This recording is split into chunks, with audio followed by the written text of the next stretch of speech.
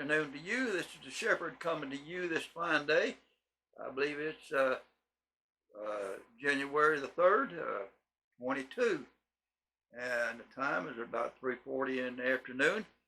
But aren't you glad that we're going to a place where there is no time? And God doesn't have to have a time clock on everything. And I'm grateful today for the salvation that the Lord has given to not only to me, but for the word talks about the whosoever will call upon the name of the Lord. All right, I want to talk for just a few minutes about the woman in Revelation chapter 12. Have you ever pondered on that and wondered who this woman is? Well, maybe we get a little insight out of this here just a little bit. So we're going to look at it. It's the woman that was in Revelation chapter 12. And I'll start out this way here. The woman in chapter 12 is no doubt Israel.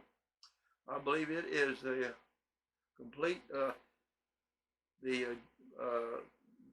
country of Israel, or the Jewish nation, God's chosen. And the word says she was clothed with the sun. She is portrayed as a light giver. The sun is portrayed as the light giver to the world.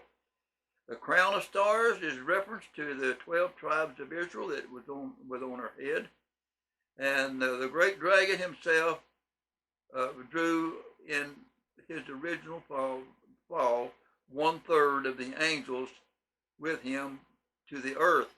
When the woman gives birth to the man-child, Satan is ready to destroy him, because the woman is symbolic to the nation of Israel. The child whom she gave birth to cannot be nobody but Jesus. But this symbolic Jesus, who represents Christ as the head and his body, the church, not only did Satan seek to destroy Jesus at his birth, but he also tried to destroy the church in its early days. And we go back and look in the word there in Matthew, the 2nd and 3rd chapter, and we look in John, we look in Mark also, here where about the 3 wise men, when the birth of Christ had been given, how that Herod wanted to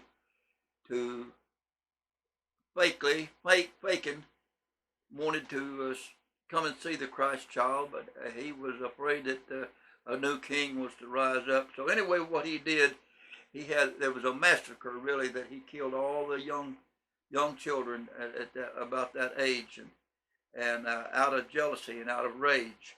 But anyway, we see here also about the woman in the 12th chapter. We see that the child was literally caught up to God, to his throne. That is, Christ was caught up in his ascension after the resurrection. We see that over there in the first chapter, I believe it is, of Acts, where he was outside the city and they watched him ascend into the portals of heaven. And the angel said, "Why stand ye here gazing? The same Jesus will come back likewise in the same manner." And that's what we're looking for today. Any hour, any time, the rapture to take place for the church. As the word says, the dead in Christ shall rise first, and those that are alive and remain will be caught up to be with him in the air, for the word says, declares forever. So we look at it here in Tribulation. The woman of Israel, so she represented Israel, will flee from the persecution of the Antichrist out of the land of Israel into the wilderness, where God has prepared a place for her. The woman will flee, Israel will flee to Moab, Ammon, and Petra, where she will be protected from the Antichrist. Daniel 11:41 prophesies that she will remain there for the second half of the tribulation. Then we get off over into it where the 144,000 will be redeemed, and that's a whole nother ball game.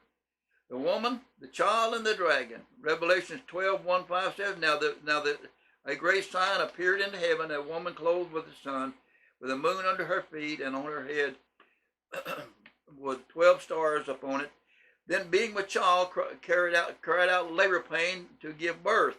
Another sign appeared in heaven. Behold, a great fiery red dragon having 7 heads and 10 horns. He drew, as we've already said, 1/3 of the angels, the stars. The word declares stars, but it was the angels of heaven, and